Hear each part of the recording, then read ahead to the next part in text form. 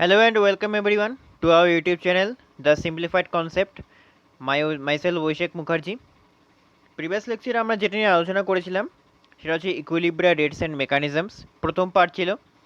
সেই পার্টে কিছু কিছু বিষয়, যেমন ধরো আমি ওটা এখানে দেখিয়ে রেখেছি, সেটা হচ্ছে এনার্জি প্রোফাইল ডায়াগ্রাম কি, এনার্জি প্রোফাইল ডায়াগ্রামকে কীভাবে ইউজ করতে হয়, এটা সম্বন্ধে ডাইরেক্টলি তোমাদের বইতে কিছুই বলে দেওয়া থাকে না।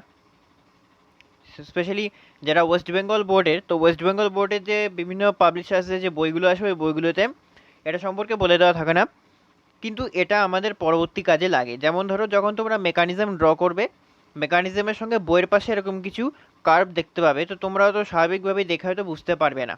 তো এটা এই জিনিসটার ব্যাপারে আমরা ওভারঅল একটা কনসেপ্ট নিয়ে এই জিনিসটাকে ছুঁয়ে বেরিয়ে যাব, কারণ এই জিনিসটা বেশি ডিটেলসে যদি যেতে হয় তাহলে আমাকে ফিজিক্যাল কেমিস্ট্রি ধরতে হবে। অ্যাজ অর্গ্যানিক কেমিস্ট্রিতে অ্যাকচুয়ালি এটাকে বলা হয় হচ্ছে অর্গ্যানিক ফিজিক্যাল কেমিস্ট্রি বা ফিজিক্যাল অর্গ্যানিক কেমিস্ট্রি বলা হয় এই পার্টটাকে। তো আমরা কি করব, এইখানে বেশি ডিপে যাব না, মানে বেশি ক্যালকুলেশনস, এটা কেন ওটা কেন, অত বেশি ক্রাইটেরিয়া অত বেশি যাব না, বিকজ এটা অর্গ্যানিক কেমিস্ট্রি, ফিজিক্যাল কেমিস্ট্রি না। তো ফিজিক্যাল কেমিস্ট্রির জন্য আলাদা করে তো ভিডিও তৈরি হচ্ছেই। তো বেশি দেরি না করে শুরু করা যাক। আর আজকে আমরা কী কী করব, আজকে আমরা করব হচ্ছে ক্যাটালিসিস সম্বন্ধে জানবো, ক্যাটালিসিস কাকে বলে, কত রকমের হয়। তারপরে আমরা জানবো হচ্ছে রেট ইকুয়েশন কাকে বলে, রেট কনস্ট্যান্ট কাকে বলে, ইকুইলিব্রিয়াম কনস্ট্যান্ট কাকে বলে, সেগুলো সম্পর্কে আমরা জানবো। এবং পরবর্তী পর্যায়ে আমরা জানবো হচ্ছে হ্যামন্ড পস্টুলেট কাকে বলে, হ্যামন্ড পস্টুলেট কি, ঠিক আছে, ওটা আমরা লাস্টে হ্যামন্ড পস্টুলেট সম্পর্কে দেখব। আর এর পরবর্তী একটা লেকচার হবে, সেই পরবর্তী লেকচারে আমি তোমাদেরকে কাইনেটিক ভার্সেস থার্মোডাইনামিক কন্ট্রোল বা kinetic versus thermodynamic of a reaction, ওটা আলাদা একটা আমি তোমাদের ভিডিও করে আমি দিব, ঠিক আছে। তো প্রিভিয়াসে যেটা আমরা করেছিলাম আমি আগে দেখিয়ে দিই তোমাদেরকে আমি কী করেছিলাম, যারা আজকে নতুন ভিউয়ার্স আছো। প্রিভিয়াস লেকচারটা গিয়ে প্রিভিয়াস লেকচারগুলো, প্রিভিয়াস 4টে লেকচার আছে, এটা 5 নম্বর লেকচার চলছে জিওসি। প্রিভিয়াস 4টে লেকচারে গিয়ে অবশ্যই তোমরা দেখে আসো, নাহলে কিন্তু তোমাদের অসুবিধা হবে। আমি বারবার একটা কথা বলছি। তো দেখো আমি কি দেখাই।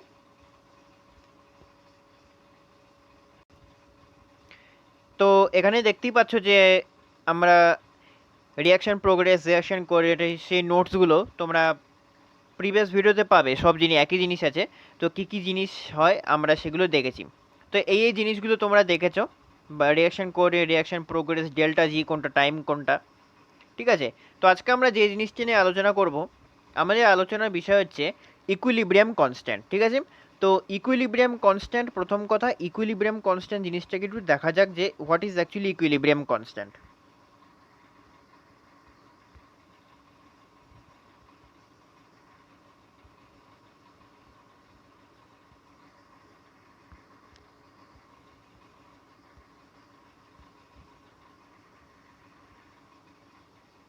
ইকুইলিব্রিয়াম কনস্ট্যান্ট ব্যাপারটা হচ্ছে সাম্য ধ্রুবক। কেমন, যখন একটা বিক্রিয়া হয়, ধরো আমি একটা খুব সিম্পল রিয়াকশন তোমাদেরকে দেখাই, ঠিক আছে।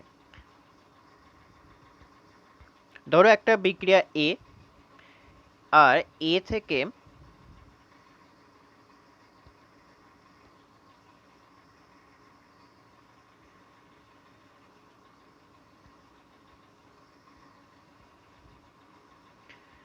একটা প্রোডাক্ট তৈরি হলো, সেটা হচ্ছে বি। এবার আমি মাঝখানে যে ডবল অ্যারো সাইন দিয়েছি, উভমুখী তীরচিহ্ন, এবার এই উভমুখী তীরচিহ্ন সাইনটা দেওয়ার অর্থ কি, আমাকে এই জিনিসটা মানে জানতে হবে। দেখো ব্যাপারটা কিছুই নেই, ব্যাপারটা হচ্ছে যখন একটা বিক্রিয়া শুরু হয়, একটা বিক্রিয়া দুটো জিনিস থাকে, একটা বিক্রিয়ক যেটা রিয়াক্টেন্ট, আর একটা হচ্ছে বিক্রিয়াজাত পদার্থ বা প্রোডাক্ট। তো এবার যখন একদম বিক্রিয়া শুরু, অর্থাৎ টি যখন 0, সময় শুরুতে, অর্থাৎ টি when t is equals to 0, when t is equals to 0, concentration of product is 0 and concentration of reactant is 100%. concentration of reactant is 100%, তাই তো। তাহলে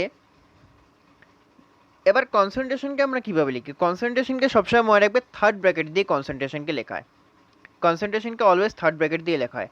যেমন আমি ধরো বলছি বিক্রিয়ার শুরুতে, কনসেন্ট্রেশনকে অলওয়েজ থার্ড ব্র্যাকেট দিয়ে লেখা হয়। যেমন আমি ধরো বলছি বিক্রিয়ার শুরুতে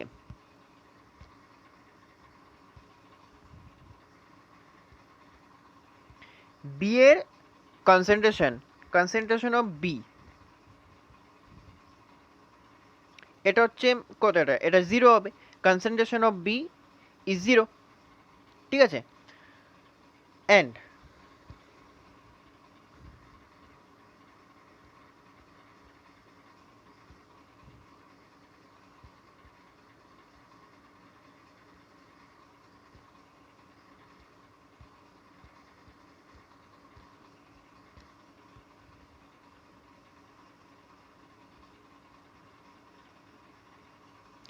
কনসেন্ট্রেশন অফ এ কত হবে 100%, কারণ বিক্রিয়ার শুরু তো, বি তো একদম বিক্রিয়ার পরে কমপ্লিট হয়ে তৈরি হবে, তাই না?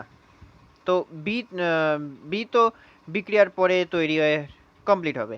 তো এর যে কনসেন্ট্রেশন, এর কনসেন্ট্রেশন বিক্রিয়ার শুরুতে কী হবে 100% হবে। এবার এবার একটা বিক্রিয়ার ক্ষেত্রে যখন এভাবে চলতে থাকবে, এবার যখন বিক্রিয়াটা স্টার্ট হবে, শুরুতে বিক্রিয়ার ক্ষেত্রে এর কনসেন্ট্রেশন 100% থেকে ধীরে ধীরে কমবে, কমতে কমতে কমতে কমতে কিছুটা কী হয়ে যাবে, বিয়ের দিকে চলে যাবে, এবং একটা সময় আসবে যেখানে বিয়ের থেকে পরবর্তীকালে কিছুটা পরিমাণ অ্যামাউন্ট কী হচ্ছে, পরবর্তীকালে কিছু পরিমাণ অ্যামাউন্ট হচ্ছে তোমার এতে ব্যাক করছে। যেমন তুমি দেখতে পাচ্ছ যে এই যে অ্যারো চিহ্নটা, এটা কার দিকে যাচ্ছে, এর দিকে যাচ্ছে, ঠিক আছে। আর বিক্রিয়ার শুরুর দিকে এই যে অ্যারো চিহ্নটা, এটা কার দিকে যাচ্ছে, বি এর দিকে যাচ্ছে। তো এইভাবে চলতে চলতে কী হয়, এদের মধ্যে একটা সাম্যাবস্থার সৃষ্টি হয়। সাম্যাবস্থার ব্যাপারটা মানে কি, সাম্যাবস্থা মানে হচ্ছে যখন বি এবং এ, অর্থাৎ বিক্রিয়ক, যে কোনো বিক্রিয়ার ক্ষেত্রে, আমি তো এ বি দিয়ে একটা এক্সাম্পল দিচ্ছি, যে কোনো বিক্রিয়ার ক্ষেত্রে বিক্রিয়ক এবং বিক্রিয়াজাত পদার্থের মধ্যে যে গাঢ়ত্ব বা কনসেন্ট্রেশন মানে কি মোলস পার লিটার, মোলসে ক্যালকুলেশন যদি করি ইজি হয়, মোলসে ক্যালকুলেট করলে সেটা হয় যে মোলস পার লিটার। তো মোলস পার লিটারে করলে উভয়ের কনসেন্ট্রেশন ইকুয়াল হচ্ছে, তো সেই অবস্থাটাকে আমরা বলছি সাম্যাবস্থা। এবার যখন সাম্যাবস্থা প্রকাশ করা হয়, সাম্যাবস্থার ক্ষেত্রে একটা ধ্রুবক আছে, সাম্য ধ্রুবককে আমরা প্রকাশ করি, ঠিক আছে। তো সেই সাম্য ধ্রুবককে আমরা কি করে প্রকাশ করব, এবং একটা জেনারেল রিলেশন আছে যে এর সঙ্গে বি না একটা সমানুপাতিক সম্পর্ক, অর্থাৎ এর কনসেন্ট্রেশনের সঙ্গে বি এর কনসেন্ট্রেশনে একটা সমানুপাতিক সম্পর্ক হয়। ব্যাপারটা আমি তোমাকে এইভাবে বলি ব্ল্যাক স্ক্রিনে, concentration of A is proportional to concentration of B, ঠিক আছে, হয়ে গেল। এবার যখন তুমি ব্যারিজের সাইনটা উঠিয়ে দিবে তখন কীরকম হবে, কনসেন্ট্রেশন অফ এ যখন ভেদের চিহ্নটা উঠে গেল is equals to K into concentration of B, হয়ে গেল, কনসেন্ট্রেশন অফ বি রেডি। আচ্ছা, এই যে নতুন টার্ম যেটা তুমি দেখতে পাচ্ছ, এইটাকে বলা হয় ইকুইলিব্রিয়াম কনস্ট্যান্ট। কি বলা হয়, আমি এই জিনিসটা এখানে একটু লিখে রাখি, এই জিনিসটাকে বলা হয় ইকুইলিব্রিয়াম, শর্টে ইকিউ লিখলাম, কনস্ট্যান্ট।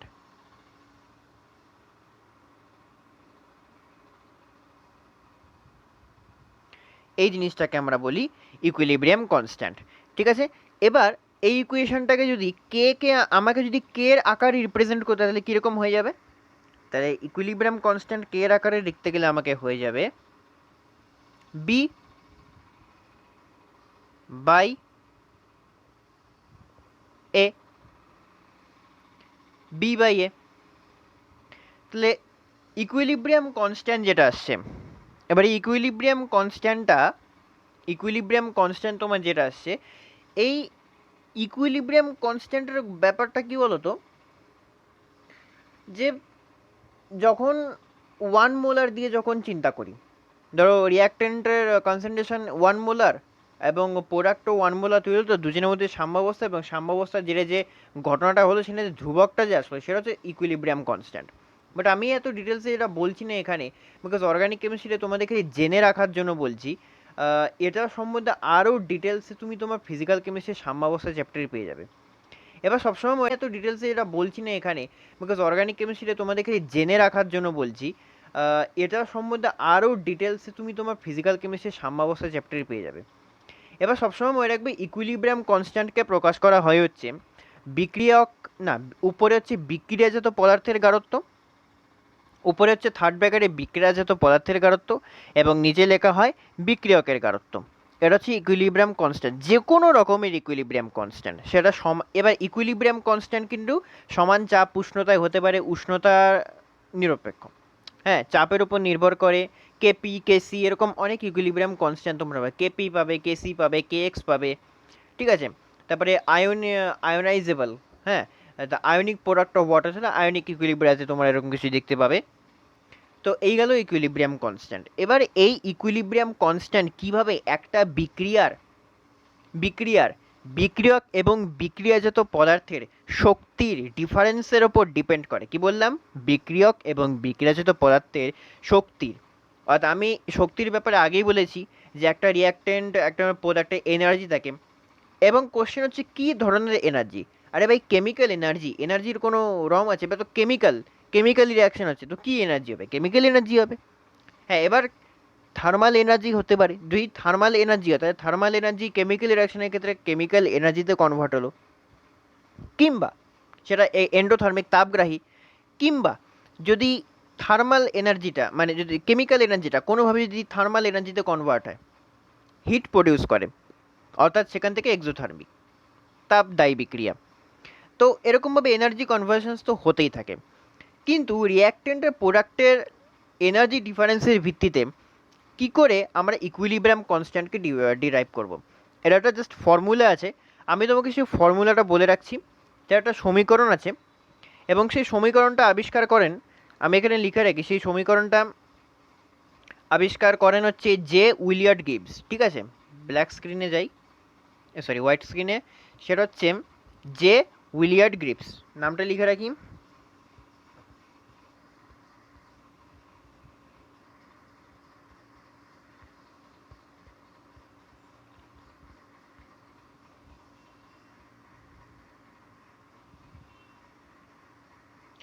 জে উইলিয়ার্ড গিবস একজন সায়েন্টিস্ট, ফিজিক্যাল কেমিস্ট, একজন specially he is a physical chemist, ঠিক আছে। He is a physical chemist. তো উনি এই সমীকরণটা আবিষ্কার করেন। এবার সমীকরণটা তো বলা হলো না, সমীকরণটা বলি। সমীকরণটা কি? Delta G is equals two, delta G is equals two minus RT L N K. So this is our equation.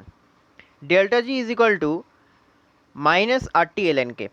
ঠিক আছে, আমি এক মোলের ক্ষেত্রে বলছি, তো এন তো লাগবে না, NRT ln K অ্যাকচুয়ালি হয়, বাট এন তো আমি যেহেতু যে কোনো ডেফিনিশন ডিরাইভ করার সময় সবসময় ইউনিট ধরা হয়, ঠিক আছে। তো delta G is equal two minus RT ln K। এবার ডেল্টা জি মানেটা কি? ডেল্টা জি হচ্ছে বিক্রিয়ক এবং বিক্রিয়াজাত পদার্থের মধ্যবর্তী যে ডিফারেন্সটা এনার্জির, সেটা ডেল্টা জি, শক্তির পরিবর্তন। এবার এই জন্য ডেল্টা জিটাকে তোমরা বলবে গিবস ফ্রি এনার্জি। আমি ডেল্টা জি সম্পর্কে আগে বলে রেখেছি, দেখো ফ্রি এনার্জি চেঞ্জ আমি এখানে বলে রেখেছিলাম। একটা জিনিস ভালো করে লক্ষ্য করে দেখো, আমি এই জায়গাটাতে কিন্তু তোমাদের আমি এই জায়গাটাতে ফ্রি এনার্জি চেঞ্জ বলে রেখেছি, ঠিক আছে। এবার এই ফ্রি এনার্জি চেঞ্জ কথাটা মানে কি?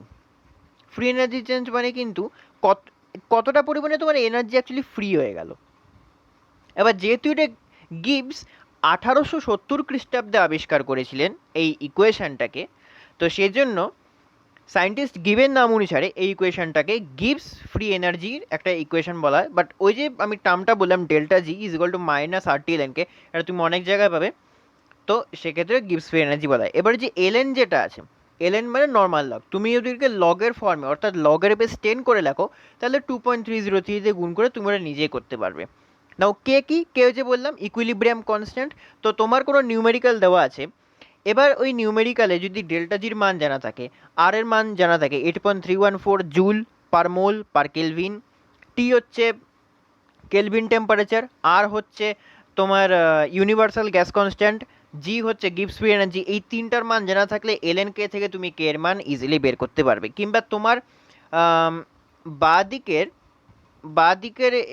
ডান দিকের এই টার্মগুলো দেওয়া আছে, তোমাকে এই ডেল্টা জি বার করতে হবে, তো তুমি খুব সহজেই এটা আরামসে বার করতে পারবে, খুব সহজেই তুমি এই জিনিসটাকে ডেরাইভ করতে পারবে, ঠিক আছে। আচ্ছা, এবার মাইনাস সাইন একটা তুমি দেখতে পাচ্ছ না, মাইনাস সাইনটা মানে কি? মাইনাস সাইনটা মানে হচ্ছে একটা বিক্রিয়ার স্বতঃস্ফূর্ততা। যদি বিক্রিয়াটি ক্ষেত্রে অর্থাৎ বিক্রিয়ায় গিবস মুক্ত শক্তির পরিবর্তন যদি নেগেটিভ হয়, তাহলে বিক্রিয়াটি, যে কোনো বিক্রিয়া, ইনঅর্গানিক বিক্রিয়া, অর্গানিক বিক্রিয়া, যে কোনো বিক্রিয়া স্পন্টেনিয়াসলি হবে, অর্থাৎ স্বতঃস্ফূর্তভাবে। স্বতঃস্ফূর্তভাবে মানে ন্যাচারালি এটা হবে, ন্যাচারালি হবে। যেমন বৃষ্টি, বৃষ্টি হয়, বৃষ্টি ন্যাচারালি হয়, আমাদেরকে বৃষ্টি করাতে হয় না, বৃষ্টি ন্যাচারালি হয়, আমাদের ইচ্ছা অনুসারে বৃষ্টি হয় না, ন্যাচারালি বৃষ্টি হয়।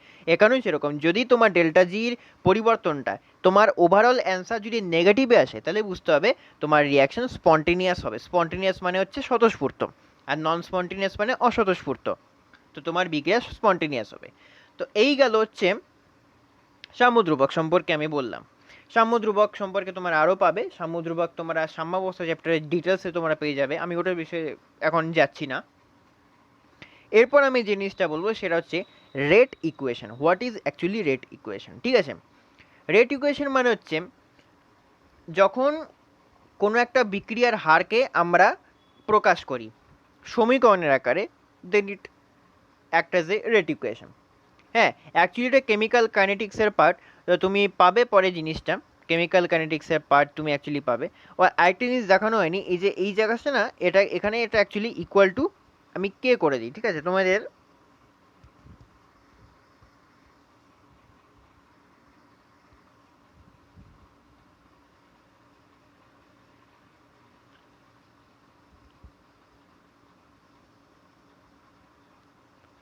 হ্যাঁ, তো এটা হচ্ছে concentration of product versus concentration of reactant. তো রেট ইকুয়েশন মানেটা হচ্ছে, রেট ইকুয়েশন জিনিসটা আমি বলে রাখি, rate is in any reaction equals to K into, sorry তুমি স্মল কে দাও, থার্ড ব্র্যাকেট অফ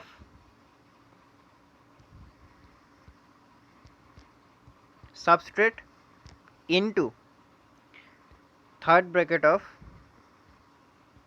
নিউক্লিওফাইলও হতে পারে, অথবা ইলেকট্রোফাইলও হতে পারে, নিউক্লিওফাইলও হতে পারে, অথবা ইলেকট্রোফাইল, বা যে কোনো আদার্স এক্সেট্রা, আমি শর্টে আদার্স এক্সেট্রা আদার্স ইন্টারমিডিয়েটও হতে পারে, জাস্ট লাইক দ্যাট। তো এটা একটা রেট ইকুয়েশনের বেসিক জেনারেল ফর্ম। আমি ইটিসি লিখলাম মানে নিউক্লিওফাইল, ইলেকট্রোফাইল ছাড়াও আরও অনেক কিছু হতে পারে। না, what is nucleophile, what is nucleophile, আস্তে আস্তে আমরা সব লেকচারে কভার করবো, ডোন্ট ওয়ারি। তো এস মানে কি? এস মানে হচ্ছে সাবস্ট্রেট। এস মানে কি? এস মানে হচ্ছে সাবস্ট্রেট।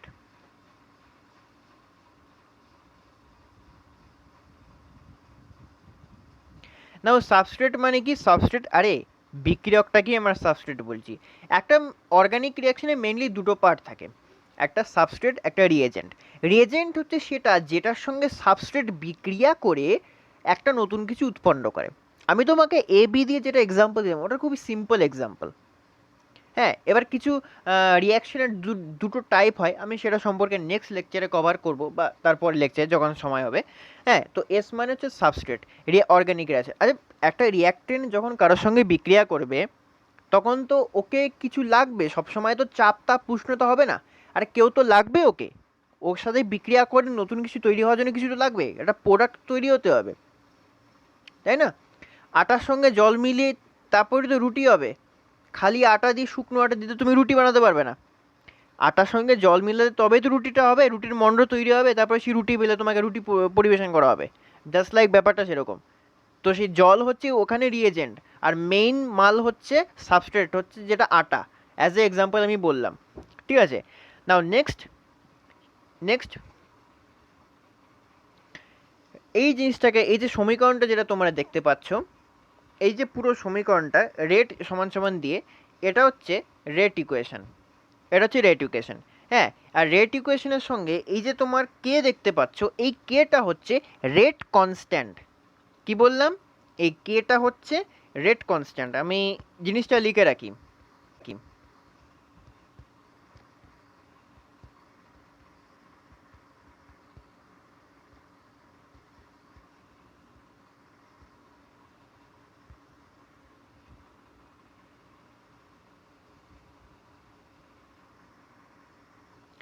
কেটা হচ্ছে রেট কনস্ট্যান্ট, এটা নোট করে রাখবে। আর এই যে তোমার থার্ড ব্র্যাকেটে যেটা আছে, থার্ড ব্র্যাকেটে কেন লিখেছি? কনসেন্ট্রেশনকে আমরা বোঝাচ্ছি। থার্ড ব্র্যাকেটে কেন লিখেছি আমরা? আমরা ওখানে ওটার কনসেন্ট্রেশনকে বোঝাচ্ছি। আচ্ছা, এবার এইখানে থার্ড ব্র্যাকেটের মাথায় যে এই যে পাওয়ারগুলো, পাওয়ার কিন্তু আমি কিছু নোটিস করিনি, ঠিক আছে? পাওয়ার এখানে কিন্তু কিছু লেখা হয়নি, তার মানে কিন্তু এর মাথায় যে পাওয়ার আছে সেটা কিন্তু পাওয়ার হচ্ছে 1, ঠিক আছে? সাবস্ট্রেটের থার্ড ব্র্যাকেটের মাথায় যে পাওয়ার সেটা কিন্তু 1। সেই পাওয়ারটাকে কি বলা হয়? এই কোনো একটা রেট ইকুয়েশনের ক্ষেত্রে যখন পাওয়ার থাকে, সে পাওয়ার 1 হোক, 2 হোক, স্কোয়ার হোক, সেই পাওয়ারটাকে বলা হয় অর্ডার অফ এ রিয়াকশন। সেটাকে কি বলা হয়? অর্ডার অফ এ রিয়াকশন, ঠিক আছে? Order of a reaction. না, হোয়াট ইজ অর্ডার?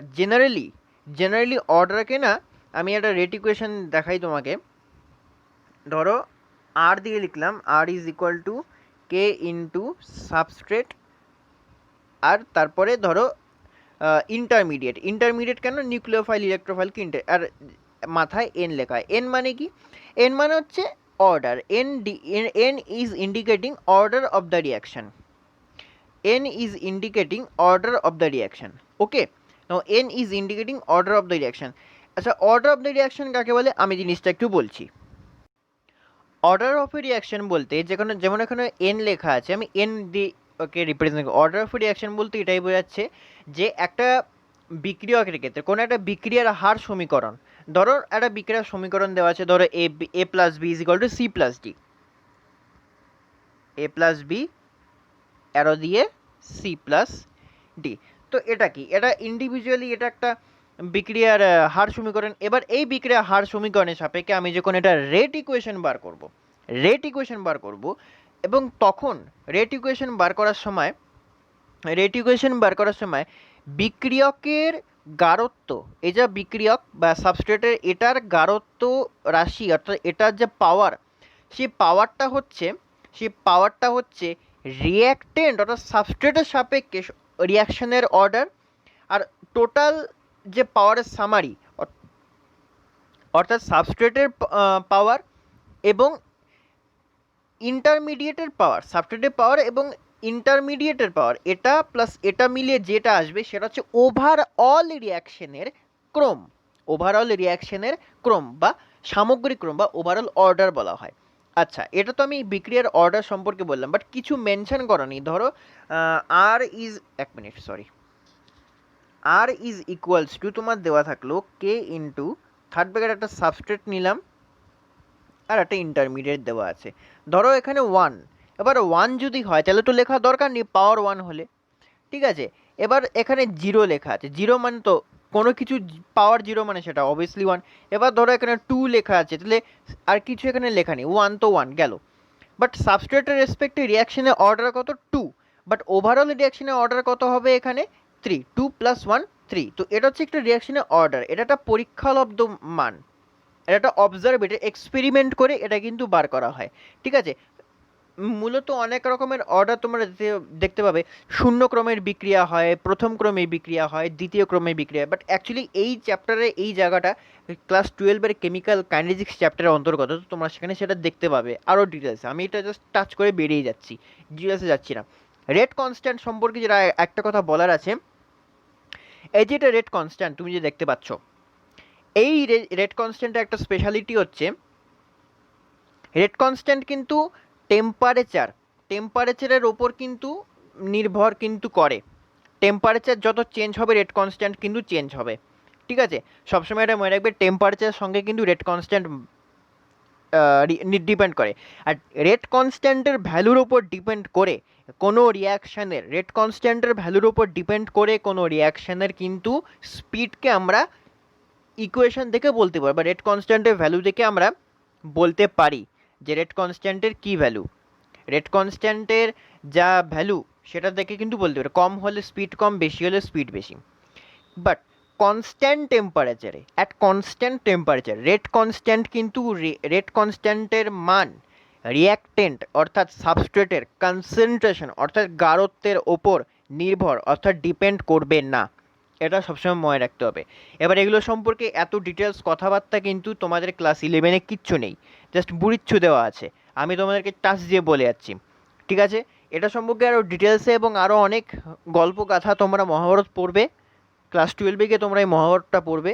তো আপাতত জেনে রাখো, শুনে রাখো, পারলে কথাগুলো নোট ডাউন করে রাখো, সব কিছু আমি লিখলে অনেক সময় চলে যাবে। নেক্সট এবং ফাইনাল যেটা আমাদের আলোচনার বিষয়,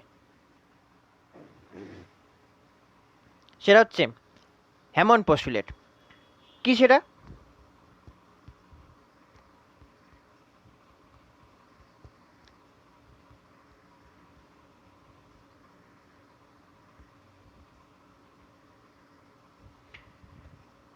হ্যামন্ড পস্টুলেট, হ্যামন্ড পস্টুলেট মানেটা কি?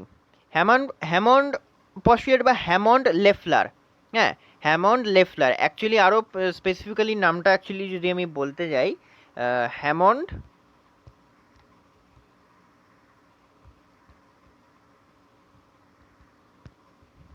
হ্যামন্ড লেফলার পস্টুলেট, বা সংক্ষেপে তুমি এটাকে হ্যামন্ড পস্টুলেট অল্টারনেটিভ বলতে পারো।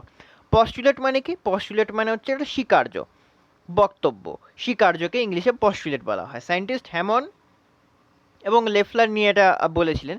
এটা একটা হাইপোথিসিস, এটা একটা হাইপোথিসিস। এটা কোন জিনিসকে নিয়ে? ট্রানজিশন স্টেটকে নিয়ে। আমি ট্রানজিশন স্টেট বা পরিবৃত্তি অবস্থা কী হয় আমি সেই জিনিসটা কিন্তু হাইপোথিসিস। এটা কোন জিনিসকে নিয়ে? ট্রানজিশন স্টেটকে নিয়ে। আমি ট্রানজিশন স্টেট বা পরিবৃত্তি অবস্থা কী হয় আমি সেই জিনিসটা কিন্তু প্রিভিয়াস লেকচারে বলেছি। তো বারবার একই জিনিস কিন্তু আমি এই লেকচারে বলবো না, তোমার প্রিভিয়াস লেকচারে গিয়ে দেখে নাও। যদি কোনো অসুবিধা হয় কমেন্ট সেকশনে জিজ্ঞাসা করবে। লেকচার ভালো লাগলে লাইক করতে থাকো আর শুনতে থাকো। পস্টুলেট, হ্যামন্ড পস্টুলেট যেটা বলেছি, হ্যামন্ড পস্টুলেটের কাজ কিন্তু তোমার হচ্ছে, বক্তব্যটা হচ্ছে এটা একটা হাইপোথিসিস যে ট্রানজিশন স্টেটের আকার, ট্রানজিশন স্টেটের আকারটা ডিপেন্ড করবে রিয়াক্ট্যান্টের ওপর এবং প্রোডাক্টের ওপর, অথবা হয় রিয়াক্ট্যান্ট নতুবা প্রোডাক্টেন্টের মতো ট্রানজিশন স্টেটটা দেখতে হবে। ট্রানজিশন স্টেট কোনটা? এনার্জি প্রোফাইল ডায়াগ্রামে আমি তোমাদেরকে দেখিয়েছিলাম যে পাহাড়ের মতো জায়গা, একবার রিক্যাপ করিয়ে দিচ্ছি। এরকম একটা পাহাড়ের মতো জায়গা, এই যে পাহাড়টা, এই জায়গাটাকে আমরা কী বলি? Transition state. এই সময়টায় কোনো একটা রিয়াক্ট্যান্ট বিক্রিয়া চলার পথে সবথেকে বেশি আনস্টেবল অবস্থায় থাকে। এখানে ডেল্টা জি থাকে ওয়াই এক্সিস বরাবর, আর এখানে হচ্ছে রিয়াকশন কোঅর্ডিনেট বা রিয়াকশন প্রোগ্রেস কার্ভ লেখা হয় এক্স এক্সিস বরাবর। তো এই হচ্ছে ট্রানজিশন স্টেট। এবার হ্যামন্ড পস্টুলেট কী বলেছে? ট্রানজিশন স্টেটের আকারটা বা ট্রানজিশন স্টেটটা যে সাইজটা, এটা দেখতে কীরকম হয়? আইদার রিয়াক্ট্যান্ট অথবা প্রোডাক্টের মতো। কিন্তু কোশ্চেন হচ্ছে সেটা কী করে বুঝবো? দেখো, রিয়াক্ট্যান্ট আর প্রোডাক্টের থেকে ট্রানজিশন স্টেটের ডিস্টেন্সটা যত বেশি, এটার থেকে এটার ডিস্টেন্স আর এটার থেকে এটার ডিস্টেন্স, তুমি দেখো কোনটার ডিস্টেন্স বেশি। অবভিয়াসলি এই জায়গাটার ডিস্টেন্স বেশি, অবভিয়াসলি এই ডিস্টেন্সটা বেশি, তাই না? তাহলে এইটার থেকে এটার ডিস্টেন্সটা কম, তো যেটার থেকে ডিস্টেন্সটা কম তো সেই জায়গায় পৌঁছতে বেশি সময় লাগবে। এটা হচ্ছে প্রোডাক্ট আর এটা হচ্ছে রিয়াক্টেন্ট। তো প্রোডাক্ট থেকে রিয়াক্টেন্টে আসতে ওর কি হচ্ছে, কম সময় লাগছে, তাড়াতাড়ি পৌঁছে যাবে, স্টেবিলিটি পেয়ে যাবে। তো ট্রানজিশন স্টেটটা এখানে কার মতো দেখতে হবে? প্রোডাক্টের মতো দেখতে হবে। এবার এটা কী ধরনের গ্রাফ?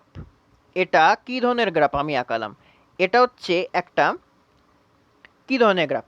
রিয়াক্টেন্টের এনার্জি আর প্রোডাক্টের এনার্জির মধ্যে পার্থক্য, প্রোডাক্টের এনার্জি বেশি আর রিয়াক্টেন্টের এনার্জি কম। এটা হচ্ছে একটা এন্ডোথার্মিক গ্রাফ, অর্থাৎ এনার্জি অ্যাবজর্ব হয়েছে, এন্ডোথার্মিক গ্রাফ। এটা হচ্ছে এন্ডোথার্মিক, অর্থাৎ তাপগ্রাহী, তাপ শোষিত হয়েছে, তাই প্রোডাক্টের এত এনার্জি বেশি, প্রোডাক্টের এনার্জিটা বেশি। বুঝেছ? নাও, এন্ডোথার্মিকের ক্ষেত্রে প্রোডাক্টের মতো দেখতে হচ্ছে ট্রানজিশন স্টেটের আকারটা। এবার ট্রানজিশন স্টেটের সম্পর্কে যেটা আমি বলে রেখেছি, তোমরা কি কোনো একটু দেখে নাও। নেক্সট যেটা হচ্ছে এক্সোথার্মিক গ্রাফের ক্ষেত্রে, এক্সোথার্মিকের ক্ষেত্রে কীরকম হবে? এক্সোথার্মিকের ক্ষেত্রে ধরো এটা এক্সোথার্মিক রিয়াকশনের ক্ষেত্রে গ্রাফ, একটা সিঙ্গেল স্টেপ রিয়াকশন বললাম, because number of step is equal to number of peaks. Okay, তো এটা রিয়াক্ট্যান্ট, এটা প্রোডাক্ট, এটা এটা একমাত্র বিক্রিয়ার ট্রানজিশন স্টেট। এবার তুমি একটা জিনিস লক্ষ্য করো, এই ডিস্টেন্সটা বেশি, অর্থাৎ এইখান থেকে এইখানে আসছে, ওটা প্রোডাক্ট আমি লিখে রাখছি, এটা রিয়াক্ট্যান্ট। অর্থাৎ ওকে এইখান থেকে এইখানে আসতে বেশি সময় লাগছে না, এইখান থেকে এইখানে আসতে বেশি সময় লাগবে। অবশ্যই এখান থেকে এইখানে আসতে বেশি সময় লাগবে, তাহলে এই দিকেও যাবে না। কিন্তু যেহেতু এই দিক থেকে এই দিকে ওর ডিস্টেন্স হয়, অর্থাৎ এটা কি, এটা কি যাওয়া আসা গাড়ি চলছে না, এটা এনার্জির ডিফারেন্স, এটা এনার্জির ডিফারেন্স। এইখানটা এনার্জি আর এইখানটা এনার্জি, হিউজ গ্যাপ। আর এইখানটা এনার্জি আর এইখানটা এনার্জি, স্মল গ্যাপ। তো অবভিয়াসলি রিয়াক্ট্যান্টের দিকে ঝুঁকে থাকবে। তো ট্রানজিশন স্টেটের আকারটা কীরকম হয়ে যাবে, বা ট্রানজিশন স্টেটের আকার বলবো না, ট্রানজিশন স্টেটটা দেখতে কীরকম হয়ে যাবে, বিক্রিয়কের মতো। এবারে খুব গুরুত্বপূর্ণ কথা বলি আমি হাইপোথিসিসটা সম্পর্কে। এটাকে আমি হাইপোথিসিস কেন বলছি, হাইপোথিসিস মানে কি? হাইপোথিসিস মানে হচ্ছে একটা idea, most possible way, idea যার কোনো বাস্তবিক কোনো প্রমাণ এখনো পর্যন্ত আবিষ্কৃত হয়নি, কিন্তু সর্বাধিক গ্রহণযোগ্য এবং সর্বোচ্চ সম্ভাব্য একটা বক্তব্য, যে না এটারই চান্স সব থেকে বেশি, তাই জন্য এটা হবে। আমি এই স্বীকার্যটা বা এই বক্তব্যটাকে অ্যাকসেপ্ট করছি, বিকজ এই ঘটনাটা হওয়ার চান্স 90%। হ্যামন্ড যা বলেছে সেটা হওয়ার চান্স 90%, বাট হ্যামন্ড পস্টুলেটের বক্তব্যের প্র্যাকটিক্যাল কোনো এভিডেন্স বা প্র্যাকটিক্যাল প্রুফ কিন্তু আমাদের হাতে নেই, এর অ্যাকচুয়াল প্রুফ কিন্তু নেই। সুতরাং এর জন্য হাইপোথিসিস বলা হচ্ছে। হাইপোথিসিসের অনেকগুলো পার্ট আছে। হাইপোথিসিস কত রকমের জাস্ট জেনে রাখো, শুনতে ভালো লাগবে।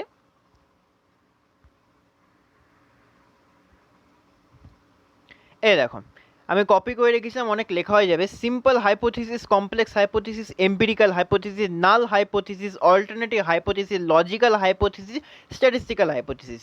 আমার যেটুকু মনে হচ্ছে হ্যামন্ড পস্টুলেটটা অ্যাকচুয়ালি লজিক্যাল হাইপোথিসিসে ক্যাটাগরিতে পারে, বিকজ লজিক আছে তাই জন্য অ্যাকসেপ্ট করেছে। সায়েন্সের ক্ষেত্রে লজিক তো আসবেই না, হ্যাঁ। But quantum mechanics complex hypothesis, কিন্তু it is not simple hypothesis, okay. বা তুমি সিম্পল বা লজিক্যালের মধ্যে হ্যামন্ড পস্টুলেটকে ক্যাটাগরাইজ করতে, মেকানিক্স কমপ্লেক্স হাইপোথিসিস, কিন্তু it is not simple hypothesis, okay.